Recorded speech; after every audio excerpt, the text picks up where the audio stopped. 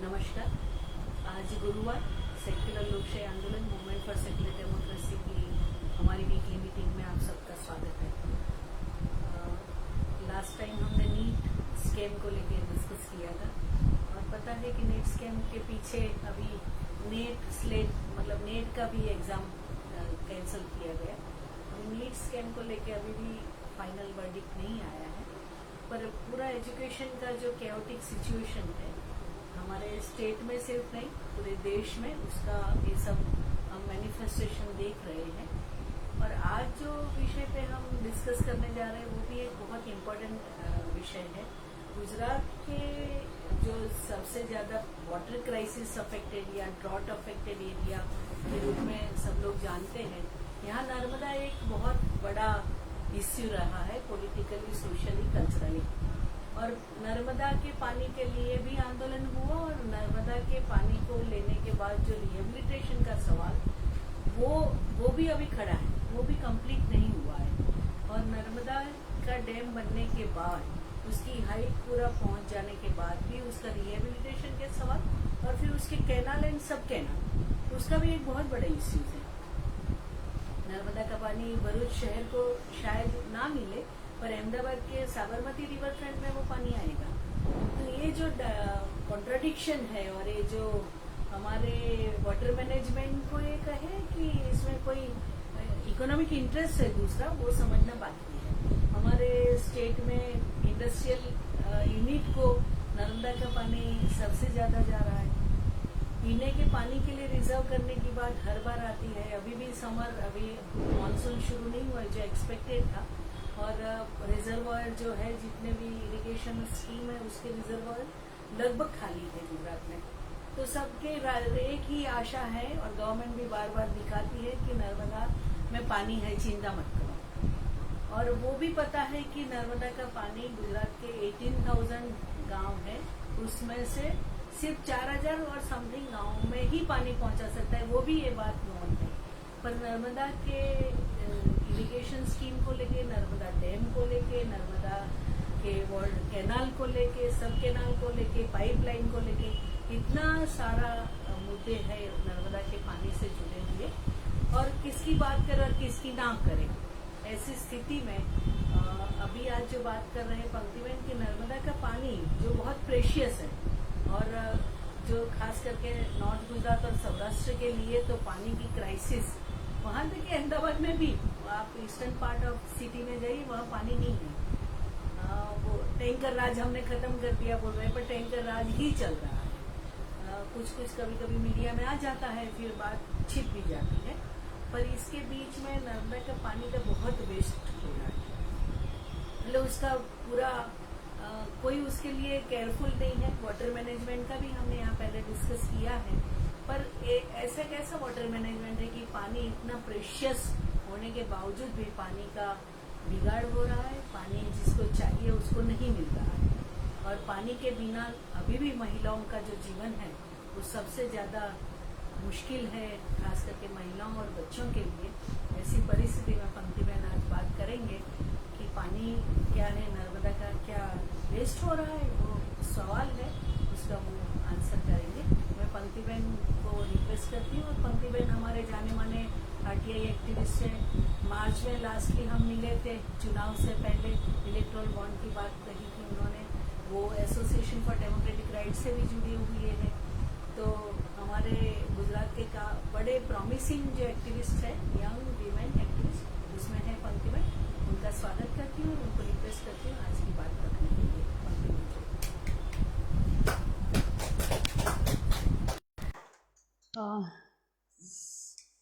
सबको नमस्ते। जैसे कि मीनाक्षी बहन ने बताया कि आज का विषय है कि क्या नर्मदा का पानी बर्बाद हो रहा है, अगर हो रहा है तो वो कहाँ से हो रहा है और क्यों हो रहा है, और अगर उसके रोकना चाहें हम तो हमें क्या करना चाहिए, ये सभी मुद्दों पे अब हम बात करेंगे।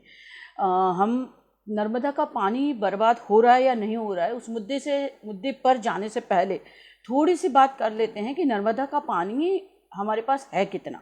तो जैसे ये बहुत ही एक एम्बिशियस, बहुत महत्वाकांक्षी योजना है कि जहाँ डैम और उसके बाद कैनल के थ्रू पानी मिलना, और उसका अगर हम कमांड एरिया देखें तो गुजरात के कॉन्टेक्स्ट में वो 17 जिलों के 78 ब्लॉक्स में लगभग 4000 से भी ज़्यादा गांव जो कमांड एरिया में प्रपोज रहने के प्लानिंग में है। अब कुछ एरिया जो कमांड एरिया में नहीं है और फिर भी नर्मदा के पानी के लिए डिमांड कर रहे हैं और गवर्नमेंट ने वहाँ प्रॉमिस किया है या पहुँचा रहे हैं, तो थोड़े और भी हम उसमें जोड़ सकते हैं। बट ये जो नर्मदा डैम में जो पानी है उसका जो डिस्ट्रीब्यूशन हुआ वो नर्मदा वाटर डिस्प्यूट ट्रिब्यूनल के माध्यम से हुआ, और उसमें जो हमें पानी मिला वो 32% था, गुजरात को जो मिला वो। तो वो 32% पानी कितना था, तो वो 9 मिलियन एकड़ फीट था। अब 9 मिलियन एकड़ फीट मतलब 90 लाख एकड़ फीट।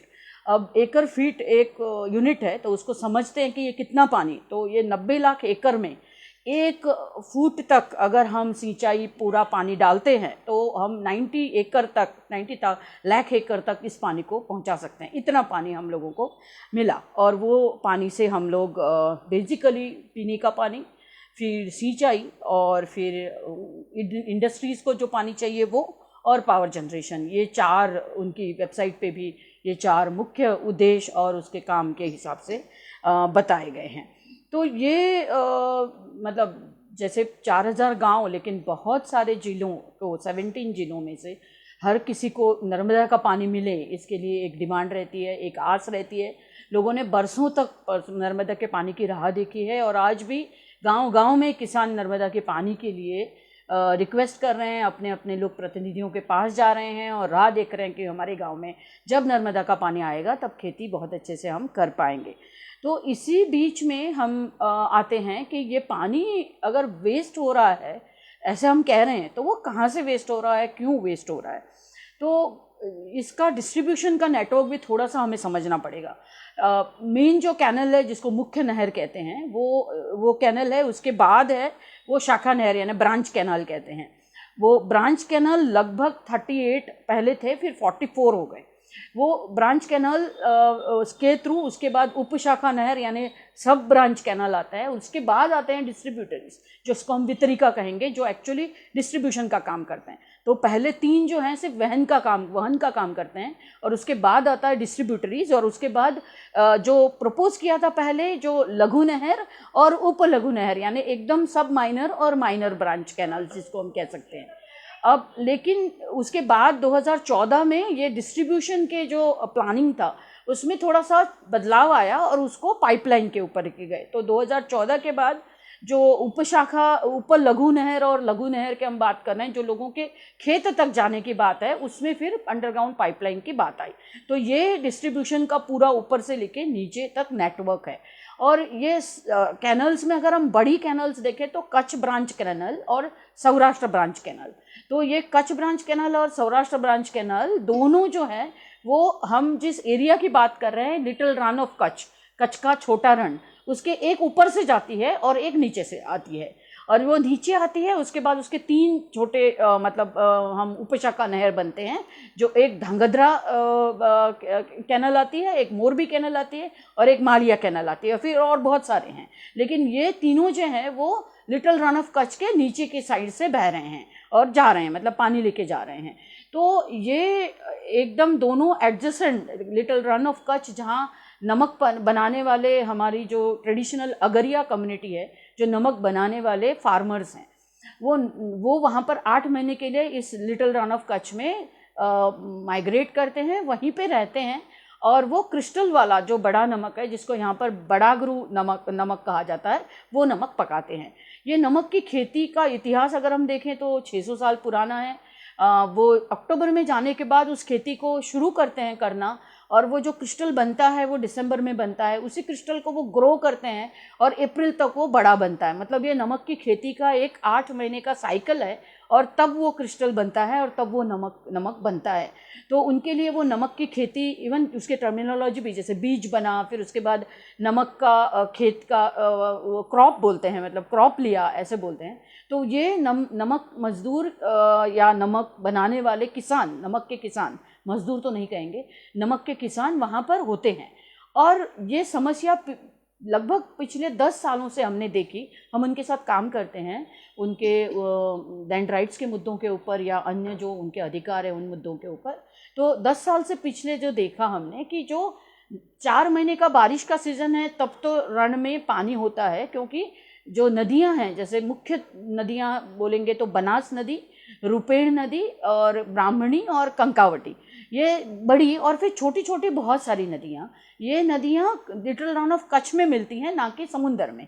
तो जो भी पानी बारिश में आता है वो लिटिल रन ऑफ कच्छ में इन नदियों के थ्रू आता है, और लिटिल रन ऑफ कच्छ एक वाटर बॉडी बन जाता है फॉर 4 मंथ्स। वहाँ पर फिर फिशिंग कम्युनिटी भी आती है, और वहाँ पर प्रॉन्स का भी फिशिंग बहुत बहुत ही मतलब पहले से चल रहा है, सदियों से। तो ये 8 महीने एक डेजर्ट रहता है और 4 महीने बारिश, मतलब बारिश के पानी से भरा हुआ रहता है। ये एक यूनिक इकोसिस्टम है उसका। ये जो स्वरूप है 8 महीने का डेजर्ट और 4 महीने का वाटर बॉडी, इसी वजह से वहाँ पर वाइल्ड एसिस और बाकी सब प्राणी हैं। तो ये एक यूनिक इकोसिस्टम है, इसकी वजह से वो बायोस्फीयर रिजर्व भी है और वाइल्ड लाइफ सेंचुरी भी है। और इन्हीं सबके साथ वहाँ 4 महीने के लिए फिशिंग कम्युनिटी और 8 महीने के लिए नमक किसान रहते हैं। तो ये एक समुदाय और प्राणियों के साथ की इकोसिस्टम में एक नर्मदा का पानी का दखलंदाजी शुरू हुआ, और वो हम पिछले 10 सालों से उसको ज़्यादा देखना शुरू किए। अक्टूबर महीने के बाद नवंबर में, दिसंबर में, जनवरी में, फरवरी महीनों में वहाँ पर पानी नर्मदा का पहुँचना शुरू हुआ, और वो पानी इतना ज़्यादा होता था और होता है हर साल कि बहुत सारे किसानों के जो नमक के खेत हैं वो पूरे बह जाते हैं। या तो उनको नमक खेत बनाने के लिए वो लोग जो मिट्टी का वहाँ पर बंड बनाते हैं शुरुआत में जाके, तो कभी दिसंबर में पानी आया तो पूरा बंडिंग ही धुल गया, मतलब उसका 1.5 महीने की मेहनत थी, पूरा वापस उसको करना पड़ेगा, तो उसका सीज़न भी पूरा लेट हो जाएगा। और वो अप्रैल महीने तक उसको क्रिस्टल बनाना है, उसके बाद उसको बाहर लेके आना है। तो ऐसा नहीं है कि वो जुलाई तक वहाँ नमक पका पाएगा। तो इसकी वजह से ये सीज़न लेट होने के बाद भी उनको बहुत, इसकी आजीविका में बहुत नुकसान होता है। तो ये बार बार मुद्दा आता है, इसलिए हम थोड़े से उसमें स्टडी किए कि ये हो क्या रहा है, और हमें जितना समझ में आया उतना हमें लगा कि पानी एक बहुत ही महत्वपूर्ण मुद्दा है। तो हम अहमदाबाद में रहें या हम भारत के किसी भी कोने में रहें, लेकिन पानी अगर कहीं से बर्बाद हो रहा है तो हमें वो समझना पड़ेगा कि वो क्यों बर्बाद हो रहा है और हम उसके लिए क्या कर सकते हैं। हम मतलब सब कोई, समाज भी उसमें आएगा और सिस्टम और सरकार भी आएगी। तो ये जो मैं कह रही थी कि दो नहरें ऊपर और नीचे जा रही हैं, उन नहरों से अगर हम आइडियल डिस्ट्रीब्यूशन सिस्टम देखें, जो नर्मदा स्कीम ने प्रॉमिस भी की है लोगों को, वो ये थी कि हम लोगों के खेत तक पानी पहुंचाएंगे। और उसका सिस्टम क्या रहेगा, तो नीचे लोगों की मंडलियां बनेंगी, इसको यूजर्स एसोसिएशन कहा गया है। उसके लिए कानून भी पारित किया है गुजरात विधानसभा ने 2008 में, और उसके नियम बने हैं 2013 में। जो यूजर्स एसोसिएशन किस तरीके से काम करेगा उसके ऊपर वो है। तो ये यूजर्स एसोसिएशन जो है वो किसान होंगे या जो भी लोग इसको पानी को यूज़ करेंगे वो होंगे। तो उनका जो यूजर्स एसोसिएशन की जो डिमांड होगी, वो डिमांड को टैप किया जाएगा, उस डिमांड के मुताबिक उनको पानी मिलेगा, और उसका जो प्राइस है वो भी यूजर्स एसोसिएशन पे करेंगे। अब दिखने में तो कितना सिंपल दिखता है कि बहुत ही अच्छी, मतलब अच्छा तरीका है डिस्ट्रीब्यूशन करने का, और ऐसा ही होना चाहिए। और हम तो नर्मदा की जब मूवमेंट हुई तब तो हम नहीं थे, लेकिन यहाँ पर जो सुनते हैं वो ये सुनते हैं कि जब ये नर्मदा का पूरा एक विरोध भी हो रहा था इस बड़े डैम का, उस टाइम पे जो आर्ग्यूमेंट्स आ रहे थे वो यही आ रहे थे कि ये एक एक बूंद का डिस्ट्रीब्यूशन को कंप्यूटराइज सिस्टम से मॉनिटरिंग किया जाएगा, और वो इस तरीके से एक प्रोफेशनल वे से किया जाएगा ताकि बिल्कुल वो वेस्ट ना हो। और मुझे लगता है ये हर एक का कंसर्न है कि एक भी बूंद पानी वेस्ट ना हो। तो ये डिस्ट्रीब्यूशन का इस तरीके का आइडियल का जो नेटवर्क हम देख रहे हैं पेपर पे, वो एक्चुअल में है नहीं। हम जिस एरिया की बात कर रहे हैं वो है सुरेंद्रनगर डिस्ट्रिक्ट या मोरबी डिस्ट्रिक्ट या सांतलपुर, यानी कि पाटन डिस्ट्रिक्ट का सांतलपुर ब्लॉक। ये लिटिल रन ऑफ कच्छ के एकदम पेरिफेरी पे आने वाले तालुकाओं की मैं बात कर रही हूँ। और ये तालुकाओं वैसे भी वो डेजर्ट के नज़दीक वाले हैं। इन तालुकाओं में लोगों को पानी चाहिए, तो किसानों को पानी चाहिए, लेकिन इन गाँव तक पानी पहुँचाने का जो नेटवर्क बनना चाहिए, सब माइनर कैनल्स की बात करें हम, या तो पाइपलाइंस के डिस्ट्रीब्यूशंस की बात करें 2014 के बाद जिस तरीके से, वो हुआ नहीं है। लेकिन पानी तो चाहिए किसानों को। तो पानी मिलने की तरीके अलग अलग हैं, मतलब वहाँ जो छोटे छोटे नदी नालियाँ हैं उसमें ये पानी छोड़ा जाता है। कौन सा पानी, जो मैं धंगद्रा कैनाल की बात कर रही हूँ, मैं मालिया कैनाल की बात कर रही हूँ, जो सौराष्ट्र ब्रांच कैनाल के सब कैनाल्स हैं। तो ये जो मोरबी कैनाल, मालिया कैनाल या धंगद्रा कैनाल है वो पानी लेके जाते हैं, लेकिन उसी में से पानी जो छोटी छोटी नदियाँ हैं उसमें छोड़ा जाता है। या तो किसान भी कभी सीधा माइनर में से पानी उठाते हैं उनको जब चाहिए तब। अब ये डिस्ट्रीब्यूशन जिस तरीके से होना चाहिए वैसे ना होने के वजह से जो पानी छोड़ा जाता है वो आज के दिन पे जो हम पिछले 10 सालों से देख रहे हैं वो एडहॉक तरीके से छोड़ा जाता है। मतलब कभी कोई डिमांड आई कुछ जगह, कुछ पेपर में कुछ आया तो वो छोड़ा, तो पानी जितना छोड़ा उतना नीचे यूज हुआ कि नहीं। विंटर सीजन है, कौन सा क्रॉप है, पानी कितना चाहिए, कौन से गांव को चाहिए, इसका कोई कैलकुलेशन, उसका कोई मेथड, एटलीस्ट ट्रांसपेरेंट कोई मेथड तो दिखाई नहीं दे रहा है। तो पानी कभी कभी नवंबर में छोड़ते हैं, कभी दिसंबर में छोड़ते हैं। जब पानी दिसंबर में डेजर्ट में पहुंचता है तब हम बोलते हैं कि ये पानी कहाँ से इतना कैसे आया, और फिर उसको हम ट्रैक करते करते अगर जाते हैं तो हम देखते हैं कि ये छोटी छोटी नदियाँ और नाले जो सब लिटिल रन ऑफ कच्छ को मिलते हैं वो सब पानी से भरे हुए हैं और वहाँ से पानी पूरा डेजर्ट में पहुँच रहा है। अब ये पानी कितना होता है, मैं 2017 की बात करूँ, उसके पहले हम जाते हैं 2014 में। 2014 में बनास नदी में राधनपुर का साइफन है वो खोल के पानी छोड़ा। अब लोगों को अगर मैसेज जाएगा कि पानी छोड़ रहे हैं बनास में, मैं एक गाँव की इंसान हूँ, मुझे कैसे पता चलेगा कि बनास में कितना पानी छोड़ रहे हैं? मेरे घुटने तक आएगा, मेरे कमर तक आएगा या मेरे सर तक आएगा, मुझे कैसे पता चलेगा? तो वो क्वांटिफिकेशन जो पानी का है ना वो क्यूसेक में है। अब मैं 1400 क्यूसेक पानी छोड़ा, ये पेपर में पढ़ते हैं, उनके मैसेज में भी होता है, लेकिन वो ना पंचायत उसको विजुअलाइज कर पाती है ये पानी कितना, और ना लोग। तो ये पानी जब छोड़ा 2014 में उन्होंने, तो वो ज़रूर कहते हैं कि हमने तो पंचायतों को as per disaster management, block level का ऑफिसर तहसीलदार होता है, उनसे मैसेज भी गया, एक पन्ने का एक मैसेज का फॉर्मेट होता है जिसमें लिखा हुआ होता है इस टाइम को ये मैसेज लिया, इतना पानी कौन से पंचायतों को मार्क किया, अब कोई भी नदी के नज़दीक में ना आए, ऐसे उसमें लिखा हुआ होता है। लेकिन वो नदी के नज़दीक में ना आए, इतना पहुंचाने से नदी के नज़दीक में जो लोग अपनी खेती कर रहे हैं या अपना जो भी नमक की खेती कर रहे हैं वो अपना खेत तो उठा के लेके नहीं जा सकते ना। तो वो 2014 में यही हुआ, जो पानी छोड़ा वो लगभग 6-7 घंटे में डेजर्ट में पहुंचा, क्योंकि बनास एक सबसे बड़ी नदी है जो डेजर्ट को जाके मिलती है, और वो सांतलपुर मतलब पाटन जिला के सांतलपुर ब्लॉक का जो नज़दीक वाला डेजर्ट का इलाका है जिसको सांतलपुर रण कहते हैं, वो सांतलपुर रण में वो पानी पहुंचा। और वो पानी पहले तो घुटने तक था, उसके बाद भी और बढ़ने लगा। तो नमक के जो बर्न्स होते हैं वो तो छोटे छोटे होते हैं 1 फीट के, वो तो कम्प्लीटली ही धुल गए, लेकिन लोगों को भी अपने झोंपड़े और अपने सब कुछ छोड़ के बाहर निकलना पड़ा। अब कीचड़ में से चल चल के वो लोग, क्योंकि डेजर्ट इतना बड़ा है कि किलोमीटर्स तक चलना पड़ेगा, या तो हेलीकॉप्टर लेके रेस्क्यू करना पड़ेगा, वहाँ कोई और रास्ते या पक्के रास्ते ऐसा कुछ नहीं है। पानी भर जाता है तो पूरा दलदल बन जाता है। तो लोग चल के आ रहे थे, और उसी में एक जो बहन थी उसको 9 महीने हुए थे, और वो चल के आते आते बाहर आते आते उसका मतलब डिलीवरी हुई, और वो बच्ची जन्मी, बच्ची तो जिंदा रही और वो माँ मर गई।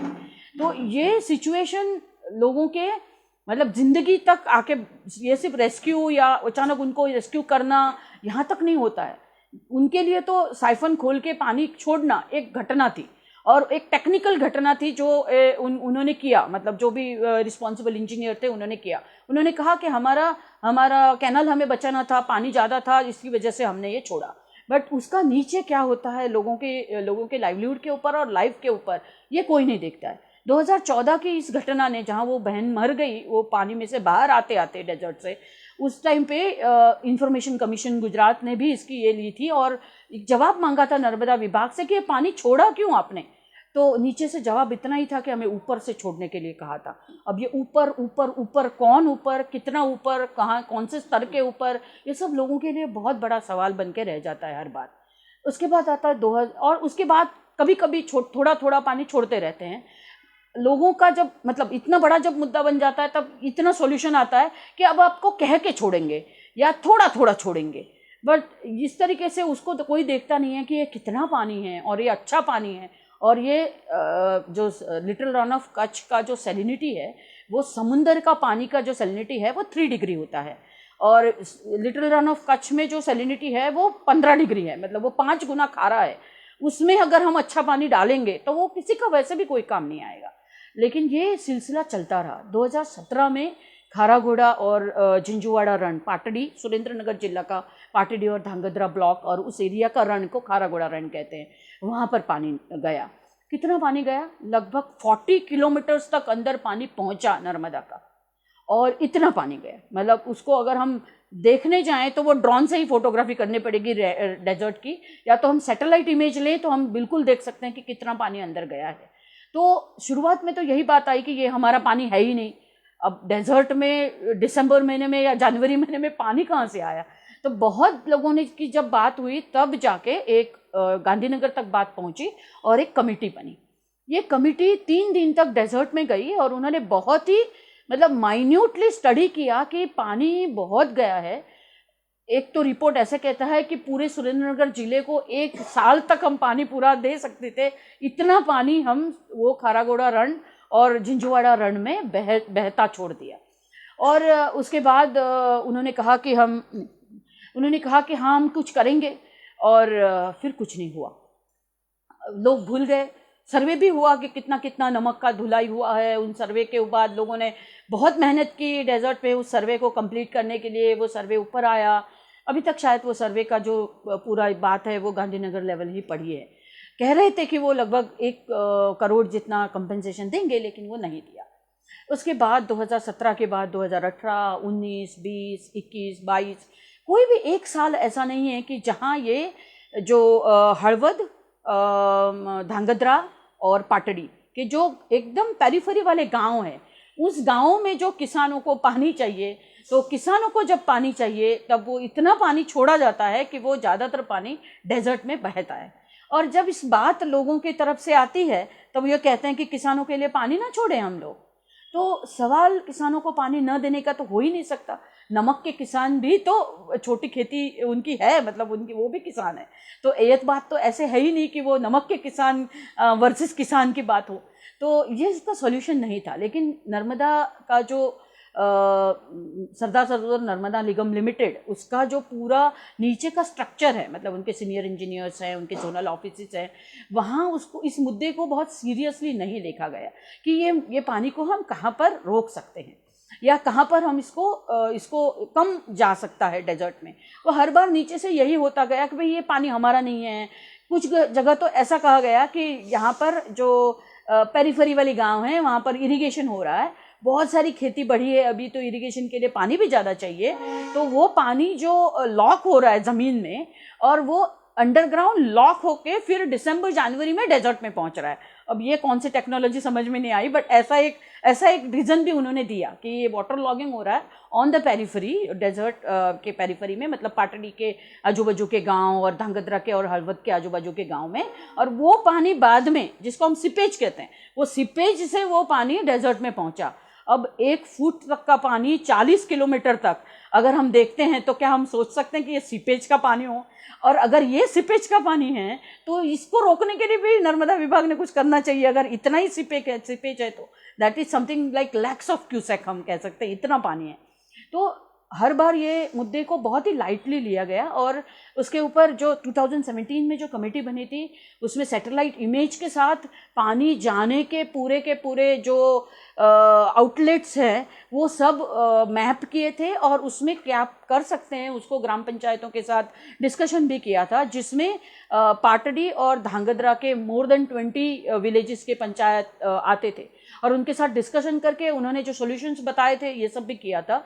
बट वो रिपोर्ट को डिपार्टमेंट ने एक्सेप्ट करके या डिनाई करके आगे कुछ करना चाहिए था, वो नहीं किया। वो रिपोर्ट को ऐसे ही अंडर कंसिडरेशन रखा फ्रॉम 2017 तक अभी तक 2024 तक। अभी भी वो रिपोर्ट जो है वो पब्लिक डोमेन में नहीं है। वो कमेटी बनी थी जिसको मिस्टर कापड़िया कमेटी कहा करते थे और वो कमेटी का रिपोर्ट में सही में इस मुद्दे को डॉक्यूमेंट किया है कि नर्मदा का पानी कहाँ कहाँ पर साइफन खोलने की वजह से जा रहा है, कहाँ कहाँ पर कैनल ऑपरेशन के प्रॉब्लम्स की वजह से जा रहा है और कहाँ कहाँ पर किसानों को डिस्ट्रीब्यूशन का नेटवर्क नहीं है उनके खेत तक, इसकी वजह से वो छोटी छोटी नदियों में छोड़ रहे हैं और वहाँ से वो फ्लड इरिगेशन के लिए लिफ्ट कर रहे हैं, तो उस पानी का कोई आगे जाके तो ये छोटी नदियाँ सब नदी डेजर्ट में ही जा रही हैं, तो वहाँ पर ही पानी वो वेस्ट हो जाएगा। तो ये पूरा डॉक्यूमेंट किया हुआ आगे कुछ हुआ नहीं है। तो ये एक बात हुई कि जहाँ पर अगर हम हड़वद की बात करें तो पानी आता है धांगध्रा कैनल से, लेकिन हड़वद के बाजू वाले जो छोटे रण के पार्ट्स है, जैसे हम कीड़ी रण कहते हैं या हड़वद रण कहते हैं, टिक्का रण कहते हैं, इस सब में जो पानी जाता है वो इतनी बड़ी मात्रा में जाता है दिसंबर जनवरी या फरवरी में। तो काफ़ी बार नमक के किसानों को अपना पूरा खेती जनवरी या फरवरी में छोड़ के ही आना पड़ता है, मतलब उसके बाद वो आगे कुछ कर ही नहीं सकते। और ये हर बार वहाँ के स्थानिक अखबारों में आता है इसके बारे में, लेकिन अभी सब आता है वो रीजनल एडिशंस में आता है इसकी वजह से, और अंग्रेजी में अंग्रेजी अखबार में ज़्यादा तक नहीं आता। तो वो छोटे स्थानिक अखबारों ने आने की वजह से भी इतना उसको स्टेट लेवल पे या सिस्टम में उसको इतना महत्व नहीं मिलता है। दूसरा उसका कारण ये भी है कि ये मुद्दा इतनी देर तक, इतने साल तक क्यों छुपा रहा, क्यों इसको एक बड़ा मुद्दा ना बन सका, क्योंकि नमक के किसान जो हैं उनका इतनी आवाज़ नहीं है, वो संगठित, मतलब वो अपने काम में ही डूबे हुए रहते हैं 8 महीने तक, कि वो अगर एक दिन भी उनका अगर एक दिन भी वो नमक की खेती का काम ना करें तो वो जो क्रिस्टल बना रहे हैं वो एक दूसरे को चिपक जाएंगे, और वो चिपकेंगे तो उसको उसका प्राइस नहीं मिलेगा। तो वो हर दिन करने का काम है, और वो इतने अलग अलग थलग रहते हैं पूरे डेजर्ट में कि वो इकट्ठा हज़ारों की तादाद में होने के बावजूद वो इकट्ठा आके गांधीनगर तक अपनी आवाज़ नहीं पहुंचा पाते हैं। वो हर बार, अगर हम पिछले 10 साल की सुरेंद्रनगर, पाटन और मोरबी जिलों के जो ब्लॉक लेवल है वहाँ के अगर अखबार देखें, गुजराती 3 मेन न्यूज़पेपर, तो मोर देन 800 प्रेस क्लिपिंग्स हमारे पास हैं जो ये कहते हैं कि कितनी बार कहाँ से कितना पानी गया। और ये जो सभी छोटे वहाँ के मुझे जो पत्रकार हैं ब्लॉक लेवल के, वो गांव में ये इस डेजर्ट में चल के उन्होंने ये डॉक्यूमेंटेशन किया हुआ है। तो ये बहुत बड़े पैमाने पे, मतलब 3 बातें इसमें से बाहर आ रही हैं कि ये बहुत बड़े पैमाने पे हो रहा है डेजर्ट ऑफ कच्छ में पानी जाना। काफ़ी बार वो 40 से लेके 60 किलोमीटर तक अंदर पानी होता है। अभी रुपेण नदी से भी पानी छोड़ते हैं जो कोरधा रण से आता है, मतलब झिंझुवाड़ा जो बीच में, डेजर्ट के बीच में एक छोटा सा बेट टाइप का है, आइलैंड टाइप का, जिसको वाचड़ा दादा बेट कहते हैं। वो डेजर्ट का एक बीचों बीच पार्ट पड़ता है। उसका पिछला वाला जो पार्ट था जिसमें कभी इतना पानी नहीं आता था, वहाँ कुछ नमक के किसान खेती करने के लिए गए 2 साल से। अभी इस बार मैं गई थी हम जनवरी में, तो एक नमक का किसान का पानी का जो बोर था वो भी नर्मदा के पानी से घिरा हुआ था, उसका झूंपड़ा भी नर्मदा के पानी से घिरा हुआ था, और उसका नमक का खेत भी नर्मदा के पानी से घिरा हुआ था। और वो पानी में वो कपड़े धोते थे, वो बोलते थे हम अच्छा पानी है तो हम उसमें नहा रहे हैं। लेकिन वो जिस गाँव से था वहाँ से 35 किलोमीटर दूर पाटड़ी डिस्ट्रिक्ट का ओडू करके गाँव है, तो वो किसान उस नर्मदा के पानी में डेजर्ट में खड़ा रह के मुझे बता रहा था, नमक का किसान, कि बहन मेरे गांव में पानी नहीं है नर्मदा का। तो ये डेजर्ट के पेरिफेरी वाले गांव और वहाँ के किसान पानी के लिए तरस रहे हैं नर्मदा के, लेकिन जो डिस्ट्रीब्यूशन का नेटवर्क है, भले वो सब माइनर और माइनर कैनल्स हो या पाइपलाइन हो, वो अभी तक बना नहीं है। ना कोई यूज़र एसोसिएशन बने हैं। ये कैसे होगा, कब होगा, इसका कुछ प्लानिंग भी ट्रांसपेरेंटली कोई वेबसाइट के ऊपर, उनकी वेबसाइट के ऊपर नहीं है। तो कभी कभी तो लोग प्रेशर डालते हैं इसलिए पानी छोड़ा जाता है, तो कभी शायद कोई लोक प्रतिनिधि या जनप्रतिनिधि प्रेशर डालते होंगे, या पहले जैसे कहा गया था कि ऊपर से कहा इसकी वजह से पानी छोड़ा। तो पानी छोड़ना एक एडहोक बात होने की वजह से वो पानी यूज़ नहीं हो रहा है। और जब हमने बात की तो हमें बहुत आश्चर्य लगा कि उन्होंने ऐसा कहा कि हमारे पास कुछ मेथडोलॉजी नहीं है कि लोगों को कब कितना पानी चाहिए। अब ये मानने वाली बात नहीं है, क्योंकि ये कोई रॉकेट साइंस नहीं है कि कौन सा क्रॉप ग्रो कर रहे हैं, ये डिपार्टमेंट के पास, एग्रीकल्चर डिपार्टमेंट के पास डेटा रहता है, और नहीं रहता है तो होना चाहिए, और उसके लिए कितना पानी चाहिए ये भी मैपिंग होना चाहिए, और उसी के मुताबिक पानी छोड़ना चाहिए, ताकि किसी को पानी न देने की बात ही नहीं है इसमें, लेकिन पानी वेस्ट ना हो ये भी हमें देखना चाहिए। अब दूसरा कौन सा पानी वेस्ट हो रहा है, ये एक हुआ जो बहुत बड़ा पैमाने पे है। अब ये जैसे मैंने पहले कहा कि पानी जब क्यूसेक में होता है ना तो उसकी मात्रा नहीं समझ में आती, लेकिन जब मैं ये कहती हूँ कि गुजरात को जो पानी मिल रहा है वो 90 लाख एकड़ फीट पानी मिल रहा है। 90 लाख एकड़ फीट मतलब 90 लाख एकड़ ज़मीन को 1 फीट तक अगर हम सिंचाई दे, अगर उसकी मतलब गहराई में 1 फीट तक उसको सिंचाई दे, इतना पानी। तो इस तरीके से उसको लोग समझें, उस तरीके से समझना चाहिए, तब हमें दिखेगा कि कितना पानी मतलब एक बकेट, तब हम दिखता है कि एक बकेट, पर क्यूसेक में देखें तो नहीं पता चलता है।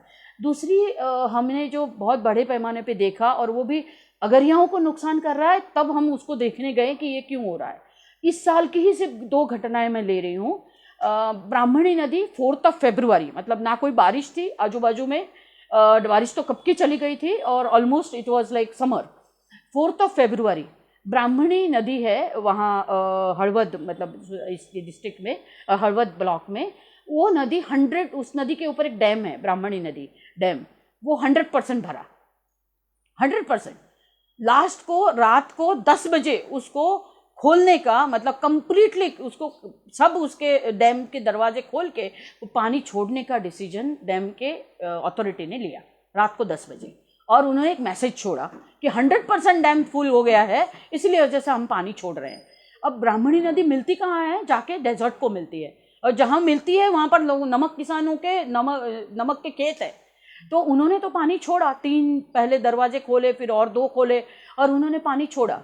अब वो पानी छोड़ा और वो पूरा लोगों के जितने पहले तो डूब गए, फिर आगे पानी ना जाए इसीलिए लोगों ने जेसीबी बाहर से मंगवा के, फॉरेस्ट डिपार्टमेंट से स्पेशली परमिशन लेके, क्योंकि वो वाइल्ड लाइफ सेंचुरी है जिसमें कुछ नहीं कर सकते, वो मिट्टी का बंड बनाने के लिए भी फॉरेस्ट डिपार्टमेंट से रिक्वेस्ट करके पैसे निकलवा के 38,000 रुपीज़ उन्होंने कंट्रीब्यूट करके अपने तरीके से एक मिट्टी का बंड बनाया, ताकि आगे पानी जाके और आगे के किसानों का नुकसान ना हो। फिर भी 150 तक के लोगों का नुकसान तो हुआ ही। 3 दिन तक लोग सो नहीं पाए। ये कितना पानी आ रहा है, जैसे बाढ़ आ गई हो इन द मंथ ऑफ फरवरी, ऐसी स्थिति थी। लोग रात को 10 बजे भी फ़ोन कर रहे थे, बहन डेजर्ट में पानी तो बढ़ता जा रहा है, हमारे तो झूपड़ा भी सब नीचे ज़मीन को सटके ही है, पता नहीं क्या हो जाएगा। और ये पानी, अब हम ये 100% पानी भरा क्यों और छोड़ा क्यों?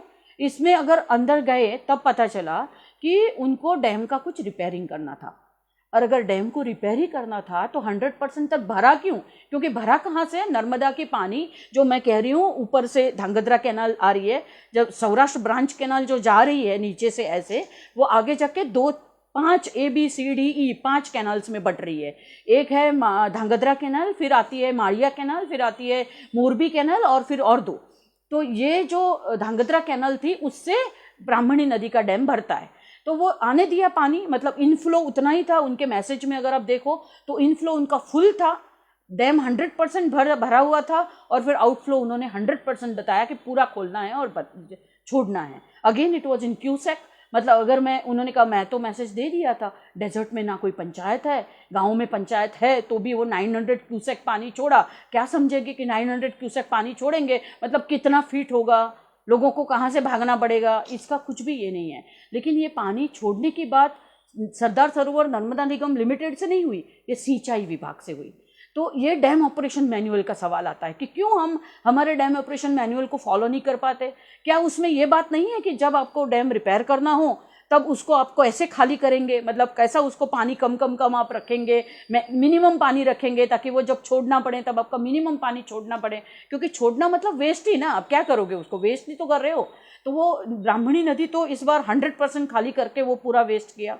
लोगों का जो होना हुआ, ना कोई सर्वे हुआ। लोगों ने 2-3 दिन तक अपने जिला पंचायत के चुने हुए सदस्य, लोकल MLA, MP के पास जाके रोना रोया, उन्होंने भी कहा हम देखेंगे, कुछ भी नहीं हुआ। क्योंकि जिम्मेदारी कौन लेगा इसकी? ना सिंचाई विभाग कोई सर्वे करके कंपनसेशन देने वाला है, सरदार सरोवर नर्मदा निगम लिमिटेड कंपनसेशन देने वाला है, अभी तक तो उन्होंने इसके बारे में कुछ नहीं कहा। और इसको आपदा तो कहेंगे नहीं, एक्चुअली आपदा ही है, मानव सर्जित, लेकिन आपदा में डिसीजन उसने, कलेक्टर ने तो ली नहीं, ताकि उसका कोई कंपनसेशन भी डिक्लेयर नहीं होगा।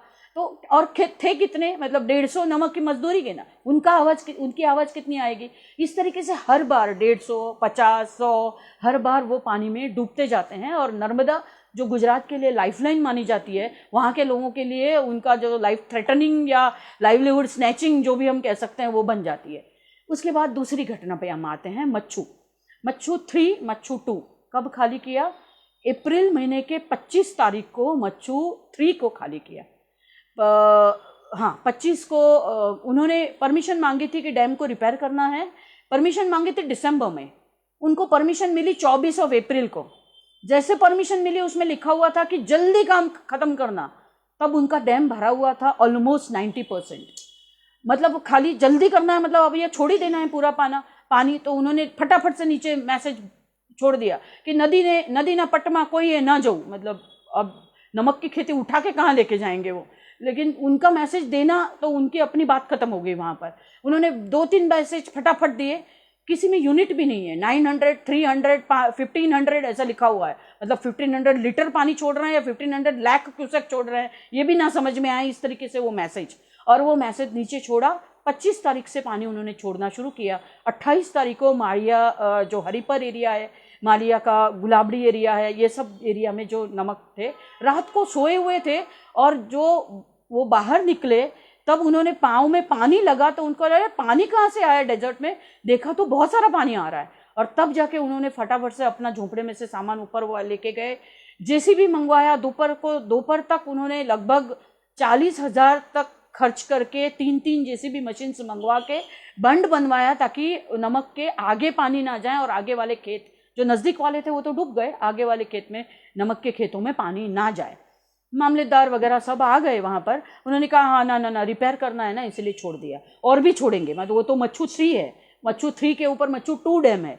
मच्छू 3 को पहले खाली किया, फिर मच्छू 2 में से मच्छू 3 में पानी डाला और वो भी खाली किया। और एक धोड़ाधोड़ी करके दूसरी सिंचाई योजना है, वो 100% फुल हो गई थी, उसका भी मैसेज हुआ कि ये भी अभी फुल हो गई है, तो ये भी छोड़ा। ये कब मैं बोल रही हूँ, 12 मई को उन्होंने पानी छोड़ा, सब पूरा खाली कर दिया। कितना पानी था उनके हिसाब से 1400 क्यूसेक से रेट से वो छोड़ा, लेकिन पानी था लगभग 53 मीटर तक भरा हुआ।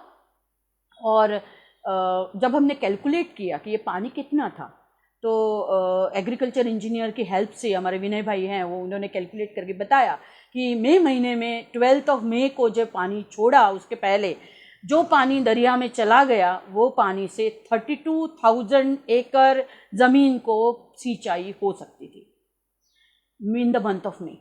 तो लोगों को जब ऐसे कहते हैं तब समझ में आता कि ये कितना पानी होता था। और वो भी 3 इंच तक की सिंचाई, जो मैं बोल रही हूँ, सिर्फ ऊपर वाली स्तर पे नहीं, 3 इंच तक गहराई की सिंचाई 32,000 एकड़ में हो सकती थी। इतना पानी उन्होंने छोड़ा। अब इसमें कौन मतलब जिम्मेदार थे? एक तो गांधीनगर वाले, जो अप्रैल महीने में ये कहते हैं कि अब जल्दी जल्दी डैम के दरवाज़ों को रिपेयर करो। एक मच्छू 3 को डैम को पेंटिंग करना था और मच्छू 2 के दरवाज़ों को रिपेयर करना था। अब ये दोनों चीज़ें इंपॉर्टेंट हैं। हम ये नहीं कह रहे हैं कि अपने डैम को रिपेयर ना किए जाए, लेकिन क्या डैम को रिपेयर करने का प्लानिंग ढंग से नहीं हो सकता है? उसका प्लानिंग की जिम्मेदारी उसके हेड ऑफिस एक टाइम टेबल बना के, जब पानी मार्च में अगर रिपेयर करना हो तो जनवरी से ही पानी का इनफ्लो कंट्रोल करके उसको कम से कम पानी वेस्ट हो। ऐसा हम नहीं कर सकते हैं क्या? दिस इज समथिंग इम्पॉसिबल है, ऐसा विभाग क्यों कह रहा है? तो ये नर्मदा का पानी जब आता है तब तो डैम में आता है, डैम में आने के बाद उसको मुख्य नहर में आता है, उसके बाद उप नहर में आता है, उसके बाद शाखा नहर, उसके बाद उप शाखा, उसके बाद डिस्ट्रीब्यूटरी वितरिका, उसके बाद लघु नहर, उसके बाद उप लघु नहर। मतलब वो जब पहुंचता है खेत में तब वो 1 लीटर पानी कितना महंगा होता होगा, क्योंकि उसमें कितने सारे तो लोग जुड़े हुए हैं। इतना सारा तो 90,000 से ज़्यादा हज़ार करोड़ तो उस योजनाओं के खर्चे हैं, उसके बाद अभी के रिकरिंग जो खर्चे हैं, ये सब देखते हुए वो 1 लीटर पानी कितना महंगा होता होगा। जैसे पानी की तो कीमत ही नहीं किया जा सकती, अमूल्य पानी है ऐसे हम कह सकते हैं। और वो पानी हम अगर छोड़ रहे हैं in the month of May, जिसमें 32,000 एकड़ को हम 3 इंच तक सिंचाई दे सकते थे। मतलब कितने किसानों को पानी मिलता वो, और कितनी उनकी खेती हो सकती थी जिनको पानी नहीं मिल रहा उनके लिए। और वही जब पानी पूरा खाली किया तब मोरबी सिटी को भी पानी नहीं था, द्वारका में भी सौनी योजना से पानी जा रहा है, वहाँ भी पानी नहीं था। अभी तक शायद वहाँ पानी के प्रॉब्लम्स चल रहे हैं, क्योंकि अभी भी वो रिपेयरिंग के बाद में डैम भरा नहीं है, मच्छू 2 और 3। तो ये पूरा का पूरा हमें क्या दिखाता है? ये दिखाता है कि पानी है हमारे पास, लेकिन जो पानी है हमारे पास उसको हम मैनेज नहीं कर पा रहे हैं। गुजरात जो हम ये कह रहे हैं कि हमारे पास बहुत अच्छा गवर्नेंस है, हम ये कह रहे हैं कि हमारे पास बहुत अच्छी डिजिटल टेक्नोलॉजी है, हम ये कह रहे हैं कि हम किसी से भी कम नहीं हैं, तो हमारे पास ये पानी को प्लान करने का, मैनेज करने का, उसको वेस्ट ना हो लेकिन किसानों को मिले, सबको मिले, इस तरीके से हम क्यों नहीं कर सकते? हम क्यों इस पानी को वेस्ट कर रहे हैं? और क्या हमें हक है इस पानी को वेस्ट करने का? क्योंकि हमें मिला है हम लोगों को, मैं वापस याद दिला दूं, हम लोगों को 9 मिलियन एकड़ फीट पानी मिला है। दैट मीन्स 90 लाख एकड़ फीट, मतलब 90 लाख एकड़ को 1 फीट तक अगर हम गहराई में सिंचाई दे, इतना पूरी जितनी मिट्टी को हम भिगा सकते हैं, इतना हमें पानी मिला है। और उससे अगर हमारे पास सिंचाई, मतलब हमारे पास जो खेती की ज़मीन है वो लगभग 1,22 करोड़ हेक्टेयर जितनी होगी, तो उसका लगभग 30% हम लोग इससे कवर करेंगे नर्मदा के पानी से। ऐसी हमारी मतलब प्रपोज जो कमांड एरिया की बात करें तो वो है लगभग 18.45 लाख हेक्टेयर की हम बात कर रहे हैं हमारे कमांड एरिया से कि हम कवर करेंगे इरिगेशन के लिए। तो हमारे पास बहुत एस्पिरेशंस हैं लोगों के, पानी के लिए बहुत डिमांड है, और हम उसका प्लानिंग नहीं कर रहे हैं, हम उस मैनेज नहीं कर रहे हैं।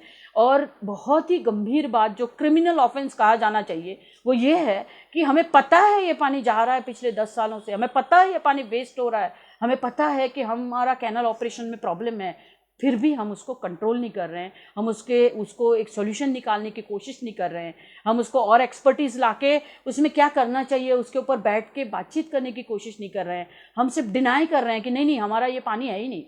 कितनी बार तो मैंने सुना है इंजीनियर्स को, वो पानी में वो छोटे वो नदियाँ जो जाती हैं डेजर्ट में, उसको जाके ब्रिज के ऊपर से देखता है और बोलता है कि हमारा पानी नहीं है। तो मैं एक बार कलेक्टर को पूछा था, हमने कहा हम पानी को ही पूछते हैं अभी कि ये कौन सा पानी है, आप कौन हो, आप कहाँ से आए हो, तभी हमें ये पता चलेगा। जब वो डेजर्ट में गए तब उनको पता चला। और डेजर्ट में तो हम पूरा देख सकते हैं, मीठा पानी एक जगह, खारा पानी एक जगह, दोनों देख सकते हैं बाजू बाजू में। इस बार तो हम उसके वीडियोस नहीं दिखा पाए, लेकिन अपलोड अगर हो तो कर सकते हैं कि ये किस तरीके से डेजर्ट में नर्मदा का पानी छोड़ के हम लोग वेस्ट कर रहे हैं। क्योंकि डेजर्ट एक ऐसा एरिया है कि जहाँ कोई जाता नहीं है, इसलिए किसी को नहीं पता वहाँ पर 40 किलोमीटर तक पानी जा रहा है, 1 फीट तक है, बह रहा है, वेस्ट हो रहा है। लेकिन हम ये सोचें कि किसी को शायद 4 दिन भी पानी नहीं मिल रहा है, 4 दिन में एक बार भी पानी नहीं मिल रहा है। और वही डेजर्ट में अगरिया है जिनको पीने का पानी, क्योंकि ये नर्मदा का पानी जो ऐसा ही जा रहा है बह के, वो तो डेजर्ट ही इतना खारा